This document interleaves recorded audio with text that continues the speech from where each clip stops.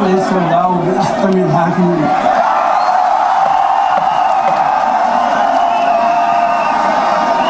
إبراهيم يلا مو بيوكل إبراهيم يلا مين يأتي مبغى نروح أصلا هم سرقنا بدي ألو Macky Sall jël yéen ñu ko gën a xam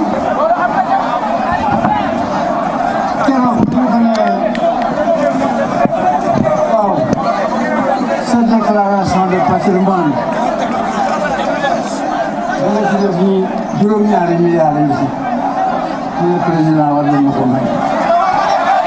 ngay jëlaale nga jàpp jëlal yi yëpp nga jàpp.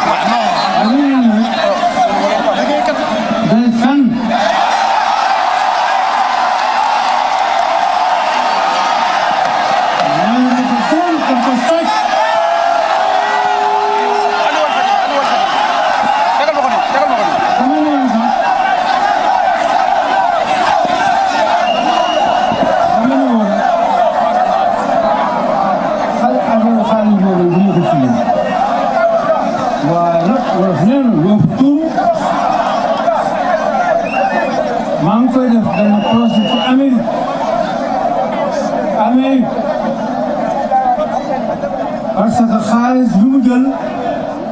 ak beneen Amérique la ko yóbbu wala ci mu Amérique moo ñu àtt